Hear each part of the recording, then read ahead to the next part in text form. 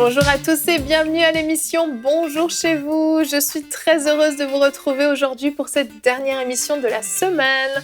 Aujourd'hui, notre thème du jour est comment mener le combat de la foi lorsqu'on est malade. Et aujourd'hui, c'est Michael qui va nous apporter la pensée du jour. Et ensuite, dans la rubrique C'est mon histoire, nous allons regarder le témoignage du pasteur Nina Mabouadi qui nous a raconté comment Dieu l'a guéri de la drépanocytose. Voilà, vous connaissez le programme ? Je vais retrouver les chroniqueurs.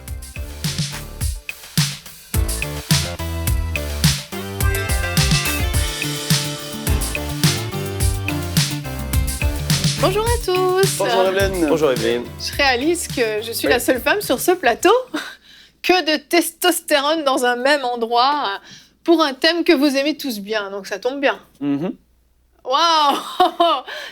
Bon, on va aller chercher des femmes parce qu'apparemment les femmes parlent plus. Ça c'est sûr. C'est sûr, Franck au moins est d'accord.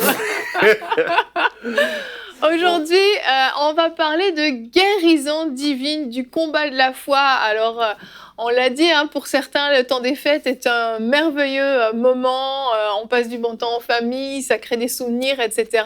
Mais pour d'autres, c'est plus compliqué. Et peut-être que vous nous écoutez depuis un lit d'hôpital ou depuis votre chambre, mais vous êtes alité ou vous êtes dans des douleurs, vous souffrez énormément. Et pour vous, ce temps des fêtes a été juste insupportable.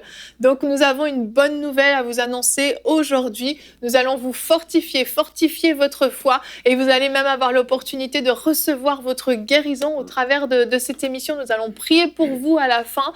Mais avant ça, on va s'édifier, on va édifier notre foi, on va s'encourager et on va commencer tout de suite avec toi, chérie, dans la pensée du jour. Michael, le titre de ta pensée est « Regarde au serpent d'airain ». Alors oui, regarde au serpent d'airain. En préparant cette émission, je me suis souvenu d'une prédication que j'ai faite en 2016 à l'île de la Réunion, dans une petite salle, et j'ai prêché ce message du serpent d'airain, et j'ai constaté que avant même que je puisse imposer les mains aux malades, il y a eu plusieurs guérisons surnaturelles et spectaculaires, guérison des yeux, guérison de pas mal de choses, pendant que les gens écoutaient la parole de Dieu et les promesses de la parole de Dieu. Et aujourd'hui, on n'est peut-être pas chez vous à vous imposer les mains. C'est vrai qu'on peut être guéri par l'imposition des mains, mais il y a un moyen par excellence que Dieu a pourvu pour que les croyants, les enfants de Dieu soient guéris, c'est de regarder au serpent d'airain. Je vais vous expliquer. Donc, cette histoire du serpent d'airain, on la trouve dans le livre de Nombres au chapitre 21, versets 4 à 7, 8, 9. Vous pourrez le lire. Et voilà, en fait, le peuple d'Israël avait eu une grande victoire, puis après, il devait aller en direction de Canaan, après la sortie d'Égypte. Et ils se sont retrouvés en face du pays d'Édom et ils voulaient le traverser et jouir un peu de ce qu'il y avait dans le pays. Mais le pays d'Édom a refusé. Ils ont dit, si vous passez là, on vous tue. Et donc Israël a dû faire tout un contour par le désert encore et ils étaient fatigués. Et ils ont dit, ils se sont plaints, ils ont parlé contre Dieu et contre Moïse. Et ils ont dit, il n'y a pas de pain, il n'y a point d'eau, et notre âme est dégoûtée de cette misérable nourriture. Et vous voyez, à cause de leur péché, ils ont donné accès à l'ennemi, à des serpents venimeux qui sont venus de toutes parts et qui les ont mordus par milliers, et un grand nombre d'Israélites sont morts, et plusieurs allaient mourir. Et Dieu retenait les serpents, mais au moment où ils ont péché, ils ont donné accès aux serpents venimeux du désert qui sont venus les mordre. Et ici, on voit l'image exactement de ce qui s'est passé, une illustration parfaite de ce qui se passe. À cause du péché, l'homme a donné accès aux démons et aux diables qui sont venus spirituellement mordre l'homme en insérant le venin mortel de la maladie dans leur corps. Et on voit que le peuple d'Israël s'est repenti, a crié à Moïse disant « Prie Dieu pour que Dieu nous guérisse, trouve une solution pour nous surnaturelle. On est dans le désert, il n'y a plus de solution humaine pour nous. On peut pas, on est en train de mourir. Nos frères sont morts et nous allons mourir. » Et puis Dieu va donner un remède, un seul remède, une seule solution aux Israélites. Il est l'auteur de cette solution, il est l'auteur de leur guérison. Il va dire à Moïse, donc on peut le lire ensemble, au verset 8 de Nombre 21, « L'Éternel dit à Moïse, fais-toi un serpent brûlant, un serpent d'airain, et place-le sur une perche. Quiconque aura été mordu et le regardera conservera la vie. Moïse fit un serpent d'airain et le plaça sur une perche, et quiconque avait été mordu par un serpent et regardait le serpent d'airain conservera la vie. » Imaginez-vous la scène. Dieu ne fait exception de personne. Il ne dit pas « toi, tu as trop péché, toi, tu as une mauvaise vie, toi, tu ne le mérites pas, toi, tu n'as pas le rang social ». Il dit juste « quiconque ». Tous ceux qui avaient été mordus et qui ont cru en cette simple promesse, tournez pas les regards vers vous, mais tournez-vous vers la solution de Dieu, vers ce serpent d'airain que Moïse a élevé sur une perche. Et quiconque fixera avec foi ce serpent, croira en cette promesse, il se passera quelque chose de surnaturel dans son corps. La puissance de Dieu agit dans le corps et détruit le venin mortel de cette maladie mortelle dans le corps des Israélites.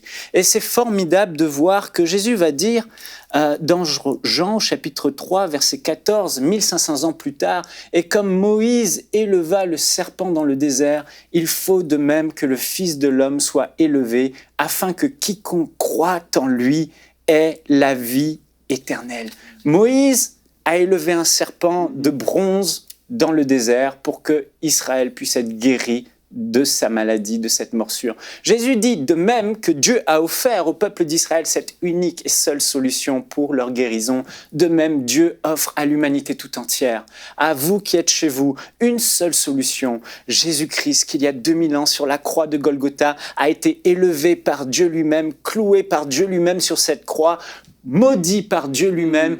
Vos péchés sont allés sur Jésus. Voilà pourquoi c'est l'image du serpent. L'image du serpent, c'est l'image du mal, de la malédiction, de la malédiction. Et Dieu a pris les péchés de l'humanité et a fait de Jésus un objet de malédiction, un objet de punition, un objet de jugement. Et il a été maudit, portant nos péchés, portant nos maladies, afin que nous, qui croyons en lui, regardons à lui, puissions recevoir parfaitement la guérison. Amen. J'aimerais vous encourager aujourd'hui, chers amis, et vous dire que Jésus-Christ crucifié à la croix de Golgotha est la seule solution, le seul remède que Dieu a offert à l'homme pour recevoir une parfaite guérison.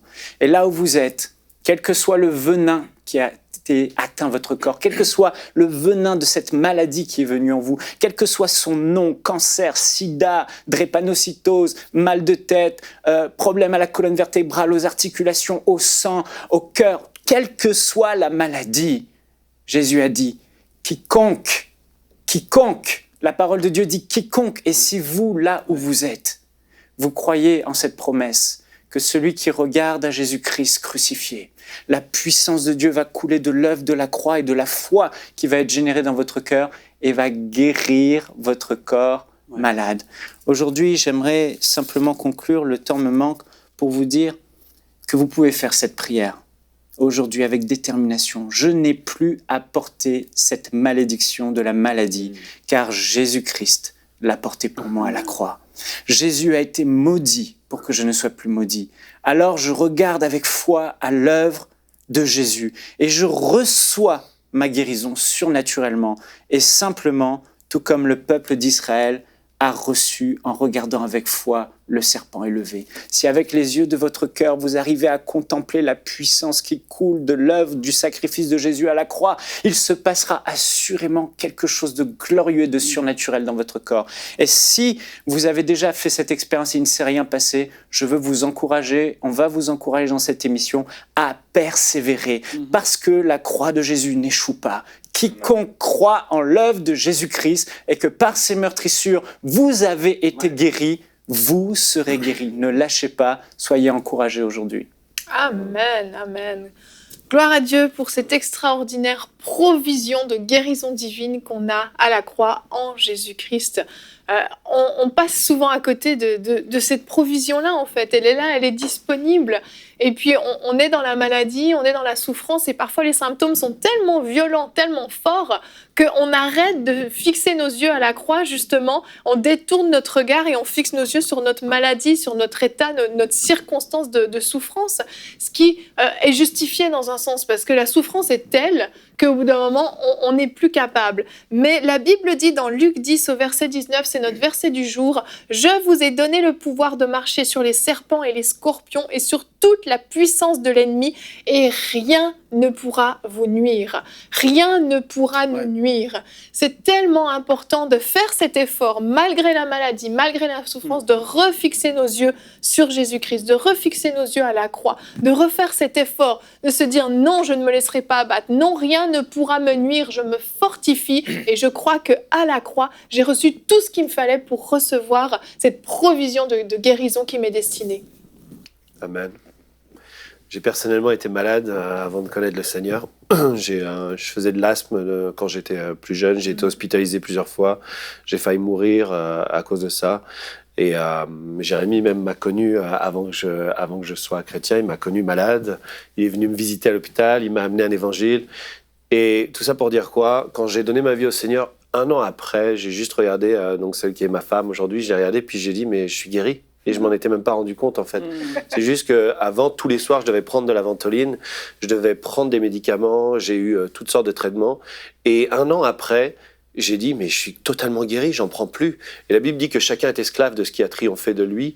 Et si la maladie triomphe de nous, on est esclave. Et une chose que j'aimerais dire, c'est que dernièrement, ça m'est arrivé en fait de vivre des symptômes de l'asthme et même de prendre de la Ventoline parce que j'étais complètement congestionné. Puis au bout d'un moment, j'ai dit non, cette chose-là, c'est pas pour moi. Il faut que je mène le combat de la foi, il faut que je résiste parce que Dieu m'a guéri. Jésus-Christ m'a guéri, mais je peux me remettre sous un joug étranger. Et je voulais pas le faire, donc j'ai commencé à prier en langue. Et le soir, dès que j'avais les symptômes, plutôt que de me demander si ça allait de pire en pire, je me suis juste mis à prier en langue, là, dans mon lit, et à accueillir le sang de Jésus, et déclarer que j'étais guéri de ces choses-là, que c'était du passé. Il y a des gens qui vivent avec des maladies qui ont l'air d'être bénignes, mais qui les empêchent finalement de vivre dans la pleine liberté. Ce que Jésus veut, c'est qu'on soit totalement guéri. Même une entorse. Une fois, j'écoutais un témoignage de William McDowell qui disait il avait vécu une expérience glorieuse avec Jésus-Christ, et puis il disait à un jeune qui était là, un batteur dans son église, il lui dit, le batteur est là, William McDowell lui dit, on va prier pour toi, tu vas être guéri. Et le batteur a dit, ouais, si tu veux, mais c'est cassé. Il venait de se casser la cheville. Okay. Donc il disait, j'ai la cheville cassée. Il disait, ok, si tu veux, mais c'est cassé. Et puis William McDowell lui dit, on va prier. Et en fait, à l'instant même, il lui a fait enlever son plâtre et il a été guéri. Dieu n'est pas pour les plâtres. Dieu ne veut pas qu'on reste n'est pas contre le fait qu'il y ait de la médecine, etc. Mais Dieu ne veut pas qu'on reste dans cet état-là. Donc aujourd'hui, pour les gens qui ont une maladie ou quelque chose qui revient, qui est récurrent, c'est important de aujourd'hui se saisir, pendant cette émission, de se saisir du fait que Dieu veut qu'on soit guéri, qu'on sorte de nos maladies, quel que soit le petit truc, l'asthme, les allergies, les petites choses qu'on garde, etc. Et qu'on continue à combattre le combat de la foi, et Dieu veut nous guérir, veut nous libérer totalement. Amen. Et je ne prends plus de Ventoline, c'est sûr, mais ça a duré un petit moment. Mais il a fallu que je lutte contre cette chose-là. Ça a duré peut-être 2 semaines où ça a été difficile le soir, mais j'ai lutté. Et maintenant, en même temps que j'étais en train de réaliser là, en train d'écouter ça, je me dis, mais en fait, ça y est, c'est terminé. J'ai plus ce combat. Je me couchais en paix, Gloire à Dieu. Alléluia. Alléluia. On parle de mener le bon combat de la foi dans la maladie. Et puis, premièrement, on veut le dire à tout le monde, parce que je crois en tout cas que chacun de nous ici, il a fallu qu'on lutte à quelque part pour quoi que ce soit. Oui. C'est un enfant ou nous-mêmes ou quoi que ce soit. Et on le sait que c'est pas agréable. Mener le bon combat, on le dira, on va pas le cacher, c'est pas agréable, mais il doit être mené. Et c'est un combat. Mais ici, le titre de l'émission, c'est « Comment mener le combat de la foi lorsqu'on est malade ». Premièrement, je veux encourager tout le monde à se dégager le plus possible des personnes qui vont parler l'incrédulité autour d'eux, puis qui vont constamment dire tout le monde meurt de ça, tout le monde est comme ça, tout le monde tombe malade, tout le monde. Essayez de vous déconnecter le plus possible de ces gens-là. Entourez-vous des gens de foi. Deuxièmement, il faut être pleinement convaincu que c'est toujours la volonté de Dieu de vous guérir, parce qu'en effet, il nous a déjà guéris. Mais beaucoup sont dans le doute par rapport à la volonté de Dieu pour la guérison, parce qu'ils ont vu des gens autour d'eux, même parfois des pasteurs, des hommes de Dieu qui n'ont pas reçu la guérison qu'ils auraient espérée. Et ils se sont dit, ben non, ça veut dire, lui, il sert Dieu, puis il n'est pas guéri. Mais la Bible dit dans Romains chapitre 3, et c'est un verset tellement puissant que j'ai découvert récemment, est-ce que l'incrédulité de certains annule la fidélité de Dieu? Et Paul dit, loin de là. C'est-à-dire que oui, on obtient la guérison par la foi. Et puis Jésus, c'est la seule conséquence, c'est la seule raison qu'il a dit pour un manque de percée dans la vie des disciples. Il avait dit, vous avez été incrédules. Et puis, il faut être pleinement convaincu que c'est la volonté de Dieu de nous guérir. Il faut écouter des enseignements qui vont nous pousser vers ça. Prière inspirée, on en a parlé souvent. In Studio, il y a des séries avec Audrey Mack. Moi, j'ai fait une émission entièrement dédiée à démolir des forteresses sur la maladie, à renverser les faux raisonnements qui sont là. Il faut s'entretenir par ça. Et il faut vraiment planter nos pieds dans la parole et en Jésus. Et c'est-à-dire que Jésus est le parfait modèle pour nous. Il est la volonté parfaite de Dieu sur terre. Et on doit comprendre et saisir que Jésus est pour nous et qu'il ne veut pas nous faire du mal. Au contraire, il nous a entièrement rachetés à la croix. Fait que si on veut mener un bon combat, vraiment être dans la foi et être fort dans la foi, ben, il faut se dégager des personnes, il faut être convaincu de la volonté de Dieu, puis il faut vraiment ancrer nos pieds dans la parole de Dieu, dans la prière, puis justement, pas avoir peur de mener le combat. Ça veut dire des fois, des soirs, il va falloir prier. On va sentir qu'il y a des choses qui sont là. Là, ça t'énerve, là, tu descends et tu pries. Tu vas dans ton lieu secret et tu pries. Et tu commences à vraiment, vraiment déclarer des versets, à être dans la foi et tu ne te laisses pas décourager parce que les symptômes sont là. Des hommes de Dieu, des grands hommes de Dieu, je pourrais donner des exemples là. Il ont fallu qu'ils luttent pendant des années de temps, mais pourtant, ils voyaient des gens autour d'eux guéris. Mais ils ont obtenu leur guérison parce qu'ils ont persévéré dans la foi. Amen. Il ne faut pas se décourager. Amen. J'ai un verset qui me vient rapidement juste, parce que je crois que c'est important ce que disait Frank. Il y a des gens qui sont dans le doute ou qui ont entendu des choses et ça les a perturbés. Mais aujourd'hui, Jésus pose une question à quelqu'un. Il dit, « Que veux-tu que je fasse ?» Comme il a posé cette question, elle avait « Que veux-tu que je fasse ?»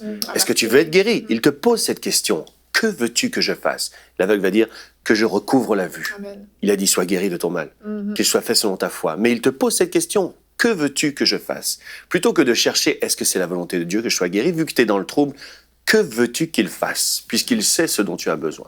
Amen. Il te dit sois guéri de ton mal.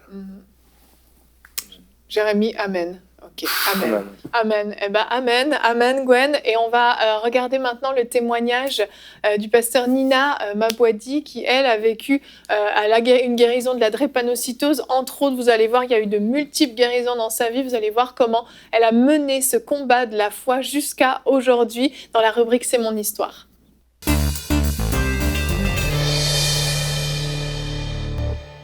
Et on se retrouve pour la rubrique C'est mon histoire. Aujourd'hui, j'ai le grand plaisir de recevoir le pasteur Nina Mabwadi. Bonjour Nina. Bonjour Evelyne. Ça va bien? Ça va très bien.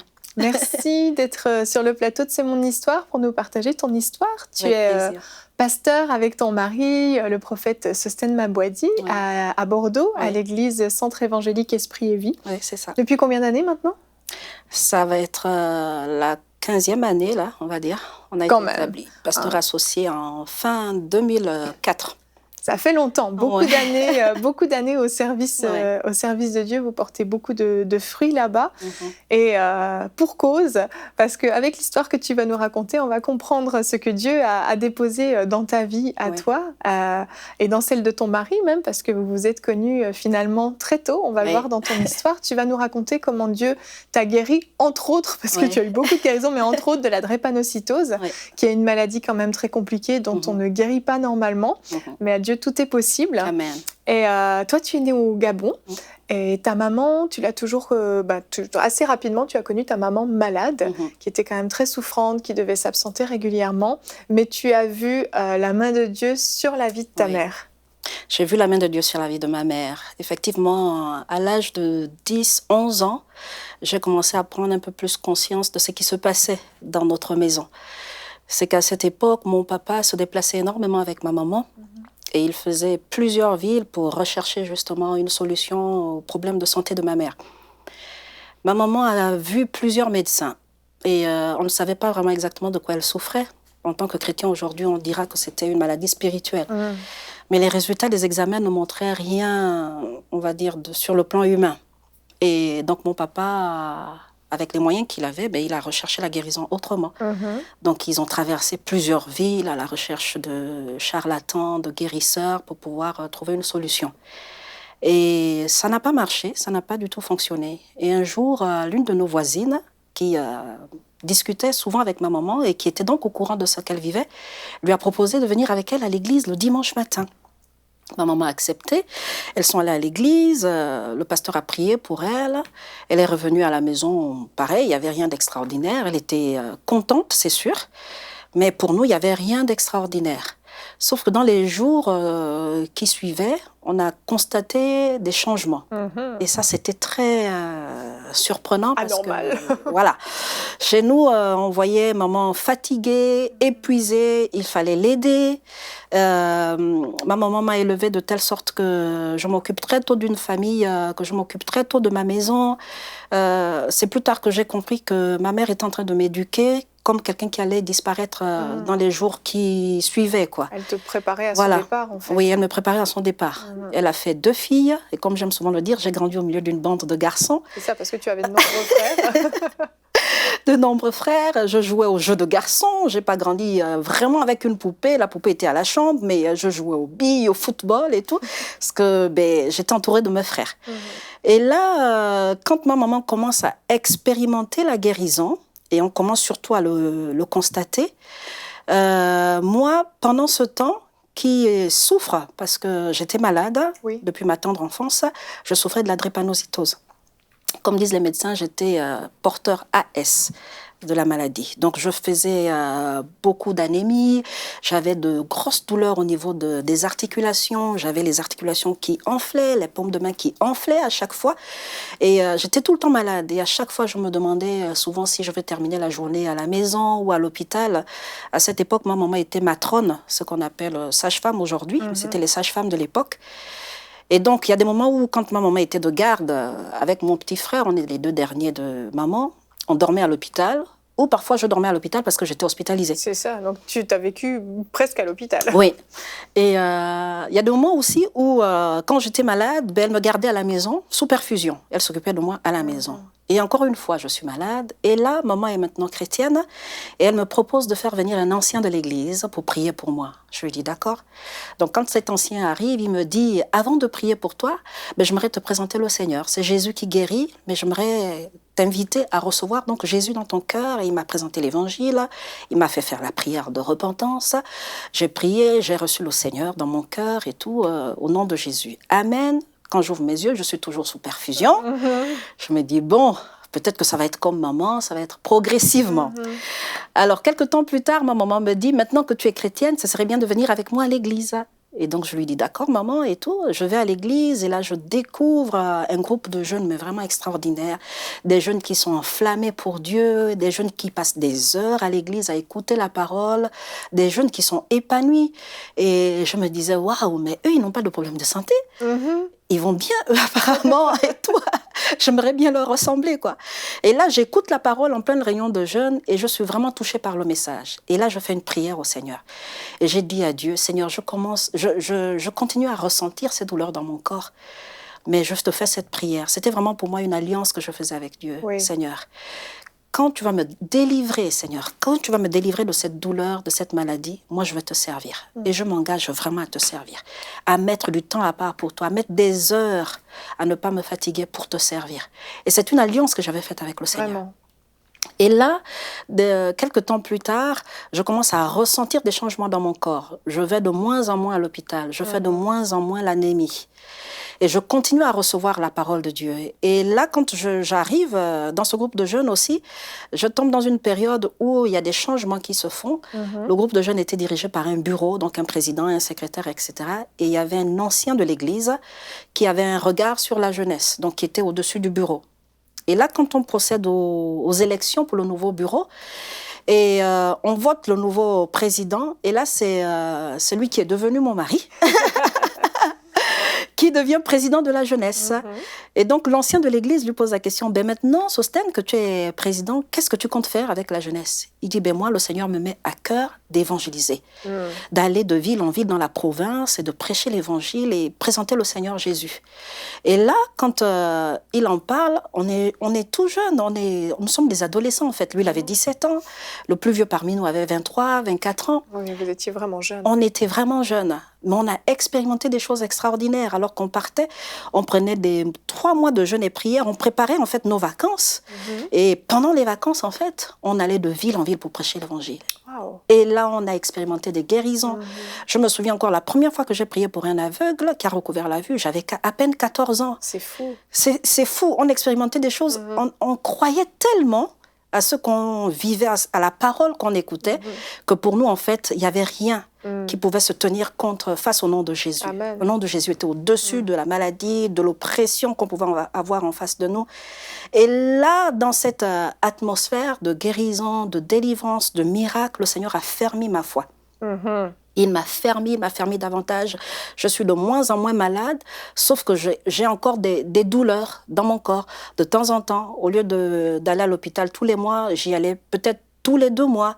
Et je me suis rendu compte que dans ces moments, le Seigneur est en train de construire ma foi. Et souvent, je me remémore ce verset de Jacques 5 qui dit que la prière de la foi sauvera le malade et le Seigneur le relèvera. Souvent, lorsqu'on est malade, on est courbé. Il y a des gens qui sont aujourd'hui sur un lit d'hôpital et qui ne peuvent rien faire. Il y a des mamans qui sont malades aujourd'hui qui ne peuvent pas, comme c'était le cas de ma maman, s'occuper pleinement de leurs enfants, de leur maison. Il y a des femmes, des hommes, des jeunes qui ont fait des projets et qui se retrouvent cloués sur un lit d'hôpital et qui ne peuvent plus se projeter. Pour certains d'entre eux, ils ont fait des projets en famille ou avec des amis. Il y en a qui ont eu des plans pour une entreprise et qui se retrouvent cloués sur le lit de l'hôpital et qui se disent, en fait, mais au final, est-ce que c'était juste des rêves? Est-ce que je vais vraiment mourir? Et qui se posent tellement des questions. Et là, la Bible, dans ce verset, dit la prière de la foi sauvera le malade et le Seigneur le relèvera. Et moi, j'ai expérimenté dans ma vie vraiment cette prière de la foi. Au fur et à mesure que j'ai reçu la parole de Dieu dans ce groupe de jeunes, en fait, le Seigneur a fait grandir ma foi. Au point où, en fait, toutes les fois que je me suis retrouvée face à la maladie, je savais que le Seigneur allait me sortir de là. Je savais que le Seigneur allait me guérir. Et bien après, même après notre mariage, même en tant que maman, j'ai été face à la maladie à plusieurs reprises. Je me souviens encore, j'étais étudiante à Bordeaux et un samedi, je préparais un concert en faveur de l'église persécutée. Et là, j'ai des douleurs abdominales, mais vraiment atroces. Je me rends aux urgences qui n'étaient pas très loin de mon lieu d'habitation, de mon appartement. Et je vais aux urgences. Et là, la dame à l'accueil me dit « Non, vous ne pouvez pas venir. C'est votre médecin qui doit vous envoyer aux urgences. » Depuis quand c'est le médecin qui envoie aux urgences? Je me dis « Seigneur, je repars chez moi. J'ai vraiment mal. » Je me dis, je vais prier. Je vais me recommander au Seigneur. Je vais préparer calmement le concert. Et je verrai ça plus tard. Je passe le concert, tout se passe bien, le Seigneur glorifie son nom, etc. Quand je rentre chez moi, j'ai encore des douleurs. Le dimanche matin, je ne vais pas au culte. C'était la première fois que je n'allais pas à l'église et j'étais vraiment, au-dedans de moi, j'étais perturbée. J'appelle mon pasteur pour lui dire, je ne peux pas être au culte ce matin, j'ai vraiment mal. Le pasteur me dit, appelle le médecin. Appelle un médecin pour te voir et puis comme ça, on sera fixé. Quand le médecin vient, il me dit, écoutez, mademoiselle, en ce moment, il y a beaucoup de gastro. Et ça doit être l'épidémie de gastro. Donc, je dis, moi, j'ai déjà souffert de la gastro. Je n'ai jamais eu autant mal. Je souffrais énormément. Le lundi matin, ça n'allait pas du tout. Je suis repartie aux urgences. J'explique à la dame à l'accueil, ce n'était pas la même. Je lui dis que je suis venue samedi ici. Et on m'a demandé de repartir pour voir mon médecin. Mon médecin m'a dit que j'ai une gastro, mais j'ai tellement mal que je ne peux pas rester chez moi. Et là, on me fait rentrer dans une des pièces, là, à l'hôpital. Et l'infirmier commence à m'ausculter et tout. Il me dit, a priori, ça serait au moins une appendicite. Hein. Ah oui, rien que ça. J'ai dit, ah ok, entre la gastro et l'appendicite, quand même, le fossé, voilà quoi. Et là, il me dit, bon, écoute, on va faire une échographie pour voir. On m'envoie faire une échographie. Le monsieur qui me fait passer l'échographie, il me dit, écoutez, moi je vois rien, il y a comme un nuage là dans votre abdomen, il faudrait qu'on fasse un scanner. Et on va pour le scanner. Et là, il me pose la question de savoir, vous avez de la famille ici? J'ai dit, ça sent pas bon du tout. Ah non. J'ai dit, oui, j'ai de la famille. Et je partageais mon appartement avec une sœur, avec qui on avait passé plusieurs années ensemble à l'étranger. On s'est retrouvés ensemble à Bordeaux. Et là, je fais appeler cette sœur avec son fiancé. Et le monsieur me dit, je vous pose la question parce que vous avez eu en fait une appendicite. Et l'appendice a eu le temps d'éclater et vous avez le pus répandu dans tout l'abdomen. Vous êtes au stade de péritonite et on doit vous opérer en urgence. Oh là là, je vous assure que ça fait un tour dans ma tête. Et là, je me suis souvenue de cette prière que j'ai faite au Seigneur. J'ai dit au Seigneur que j'ai fait une alliance avec toi. Oui. Et là, dans cet hôpital, Seigneur, je viens te rappeler cette alliance. Sors-moi de là et je te servirai toute ma vie. Amen. Et là, pendant qu'on me sort de cette pièce, on m'amène au bloc opératoire. Et dans le couloir, j'entends le chirurgien qui s'adresse à mes amis justement qui étaient arrivés, parce qu'ils étaient à 5 minutes de l'hôpital. Et là, il leur dit, franchement, si elle s'en sort, ça sera vraiment de la chance. Et moi, je passe là sur le brancard et j'entends ça. Et je me dis, mince, alors il parle de moi. Là, tu as besoin d'un grand Dieu. Je dis, Seigneur, j'ai besoin de toi. Vraiment. Ce que l'homme n'est pas capable de le faire, toi, tu es capable de le faire. Et là, je me souviens plus très bien de combien de temps l'opération a pris. Sauf que lorsque je suis en salle de réveil, j'ai une expérience vraiment extraordinaire. Je suis à moitié réveillée et là, j'ai une vision. Alors que je suis à moitié réveillée ou à moitié endormie, je ne sais même pas comment te dire. Et là, j'ai une vision, je suis en train de marcher, mais tellement épuisée que j'ai à peine du mal à lever un pied après l'autre, quoi. Et je vois des personnes qui me poursuivent et tout. Et je me retourne, je me dis, mince, mais ils vont me rattraper. À un moment donné, je me retourne, je regarde devant moi, et là, il y a une échelle devant moi. Et je monte cette échelle, et là, en face de moi, je vois un grand soleil. Et à l'intérieur de ce soleil, je vois un visage qui me sourit. Et je me souviens de ce passage qui dit que Jésus est le soleil de justice. Amen. Et je me suis sentie tellement rassurée, et j'ai ressenti de la force en moi, et je me retourne, et je demande à ceux qui sont en train de me poursuivre, de courir après moi, et je leur dis, maintenant vous pouvez arriver. Et là, je me suis réveillée. Et là, je me rends compte en fait que le Seigneur m'a sorti des liens de la mort. Amen. Et je dis, Seigneur, je te rappelle cette alliance que j'ai faite avec toi. Tu me sors de là et je vois que tu m'as sorti des liens de la mort. Et je te servirai toute ma vie. Je te servirai toute ma vie. Amen, amen. Et tu as expérimenté tout au long de ta vie, au niveau de la guérison, parce que ce n'était pas au niveau de la maladie, l'expérimentation, c'est vraiment au niveau de la guérison divine. Tu me disais même que tu as eu plusieurs traitements médicaux, mais tu n'as jamais eu besoin d'aller jusqu'au bout des traitements. Effectivement. Parce que Dieu te relevait avant. À chaque fois, le Seigneur s'est manifesté. Et quand j'ai expérimenté à ces différents moments-là des soucis de santé, j'ai eu des soucis de santé, à chaque fois j'ai expérimenté une guérison exceptionnelle. J'ai eu par exemple la névralgie cérébrale, j'ai eu des douleurs atroces à un moment donné à la tête, au point où je ne supportais pas du tout la lumière. Et quand je vois le médecin, il me dit non, vous avez des problèmes de névralgie cérébrale et tout ça, il faudrait qu'on vous mette sous traitement, etc. Et quand je repars vers le neurologue, il m'a reçu une fois. La deuxième fois, il me dit, écoutez, moi, je sais pas quoi faire de vous, et tout. Il faut repartir vers votre médecin parce que je sais pas quoi faire de vous. Quand je suis sortie de son bureau, j'ai dit au Seigneur, moi, j'arrête ce traitement. Oui. C'est terminé. Je sais que tu es capable de le faire. Lorsque j'ai déclaré cette parole, j'ai arrêté d'avoir mal à la tête. C'était terminé. C'était fini. Et tu n'as plus jamais eu mal après? Je n'ai plus jamais eu mal. Non, je n'ai plus jamais eu ce genre de douleur. Une autre fois, c'était des douleurs atroces d'estomac. Et là, ça a mis du temps. Ça a vraiment mis du temps. Et encore une fois, le médecin m'a dit, vous savez, vous êtes parti pour avoir un traitement médical pendant des années parce que votre estomac a vraiment été abîmé. Ils avaient découvert une bactérie qu'on appelle Helicobacter pylori. Donc, elle vous ronge l'estomac. C'est une bactérie mangeuse de chair. Exactement. Elle vous détruit la paroi qui protège votre estomac. Et donc, vous devenez sensible. Lorsque vous mangez, par exemple, épicé, vous êtes un sujet sensible. Et ça, je ne savais pas que je l'avais. J'avais eu une fibroscopie 8 ans avant. Les médecins ne m'ont pas transmis le diagnostic. Et quand je revois le gastrologue 8 ans plus tard, alors elle me demande, dites-moi, il y a 8 ans, qu'est-ce qu'on vous a donné comme traitement par rapport à la bactérie? Je lui ai fait, pardon, j'avais cette bactérie il y a 8 ans. Elle me dit, si. En fait, ça fait 8 ans que tu l'avais, voilà. Finalement. Et peut-être même plus, puisqu'ils l'ont découvert 8 ans auparavant, donc je ne sais même pas. Et encore une fois, j'ai vu vraiment la main du Seigneur. Et là, quand je rentre dans ce traitement, le médecin me dit, comme je disais, voilà, vous allez rester sous traitement pendant des années. Et j'ai déclaré la parole de Dieu. Et j'ai dit au Seigneur, par tes meurtrissures, je suis guérie et je veux voir ta gloire. Et je n'ai pas terminé ce traitement. Je n'ai pas terminé, j'ai vidé mon placard qui avait tellement de médicaments. J'ai dit, Seigneur, je pose cet acte et je déclare que je suis guérie au nom de Jésus. Et les douleurs ont commencé à s'estomper, jusqu'à ce que j'ai plus eu besoin d'avoir rendez-vous, de rencontrer mon médecin. Gloire à Dieu. Toi, qu'est-ce que tu pourrais dire à quelqu'un qui nous écoute, qui souffre de maladie, qui n'arrive pas à obtenir sa percée? Qu'est-ce qui manque en fait? Qu'est-ce qu'il faut pour obtenir cette percée dans la guérison? Comme j'aime souvent le dire, lorsque je prie pour quelqu'un qui est malade, je lui dis souvent, j'ai assez de foi pour toi. J'ai assez de foi parce que j'ai tellement expérimenté la guérison divine que je sais qu'il n'y a aucune maladie qui soit au-dessus du nom de Jésus. Et lorsque la Bible déclare que par la meurtrissure de Christ à la croix, nous avons été guéris, nous avons réellement été guéris. Alors j'encourage quelqu'un qui est malade à l'instant où je parle, quelle que soit la maladie qui vous frappe, qui vous crible, c'est important que vous puissiez prendre et déclarer les promesses que le Seigneur a dites à votre sujet à propos de la maladie. La Bible déclare que Jésus est venu mourir à la croix pour nous. Il a porté nos péchés et par ses meurtrissures, nous sommes guéris.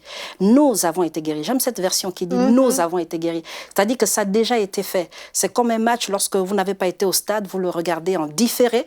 Et c'est pareil avec la guérison. Le Seigneur l'a accompli à la croix et on est en train de vivre un match en différé. C'est pourquoi on peut peut-être parfois expérimenter, comme celui qui était justement en plein stade, les mêmes émotions, l'euphorie ou parfois la colère quand notre équipe n'a pas joué comme on attendait. Mais le match est déjà terminé. Le match est joué. C'est pareil par rapport à notre guérison divine. Le match est déjà gagné. Jésus a déjà accompli votre guérison à la croix. Alors, je viens vraiment déclarer la vie de Dieu là où vous êtes. Je viens vraiment déclarer la guérison divine là où vous êtes. Et je prie au nom de Jésus que le Saint-Esprit de Dieu vous visite. Et je viens déclarer que le cancer n'a aucun pouvoir sur votre corps. Je déclare que la drépanocytose n'a aucun pouvoir. La sclérose en plaques n'a aucun pouvoir. La dépression libère vos pensées dans le nom de Jésus de Nazareth. Et je viens au nom de Jésus déclarer le sang de Jésus.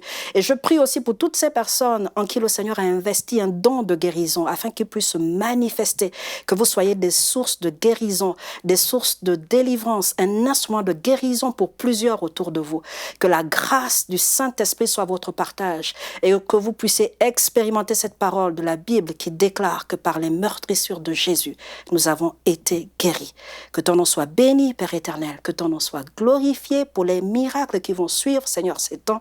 Merci pour la foi que tu réveilles dans les cœurs de plusieurs, dans le nom de Jésus. Amen. Amen. Merci beaucoup, Pasteur Nina. Merci d'avoir partagé ton histoire et d'avoir fortifié des hommes, des femmes derrière leur écran qui ont pu expérimenter à leur tour cet élan de foi qui produit le miraculeux. Merci beaucoup. Que Dieu soit béni. Merci.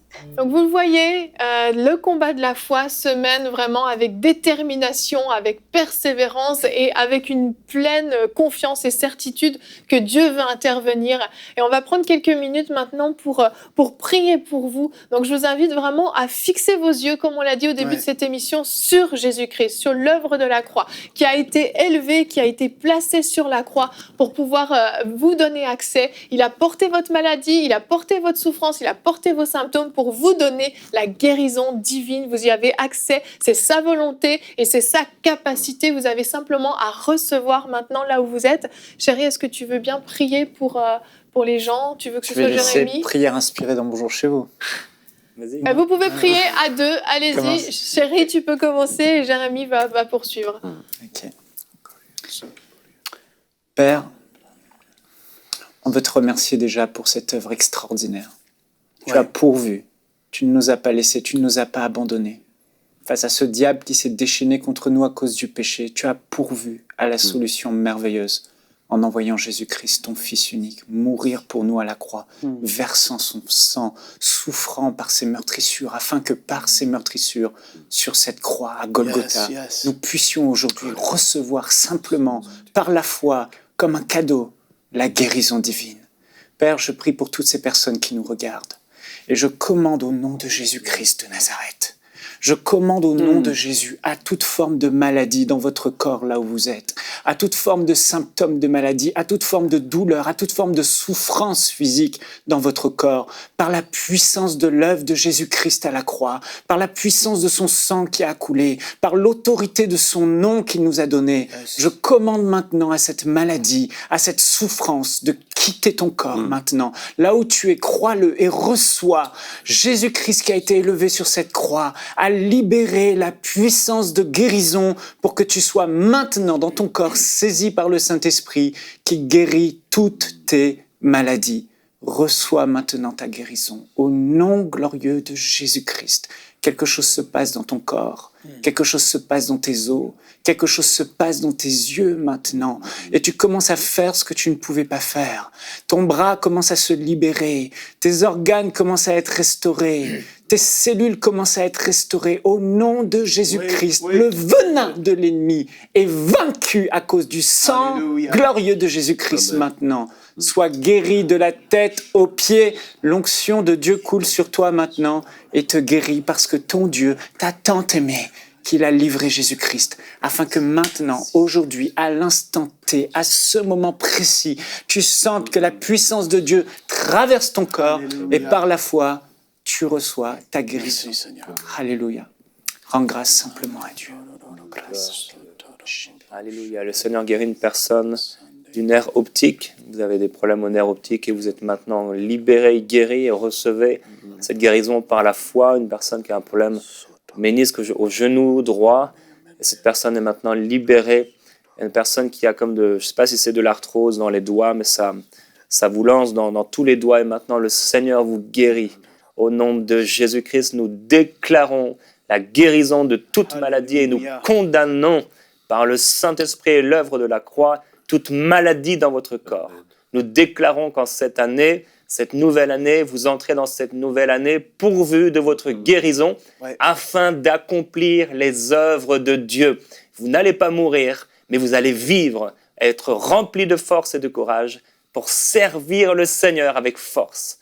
Nous vous bénissons au nom de Jésus-Christ. Amen. Amen, amen.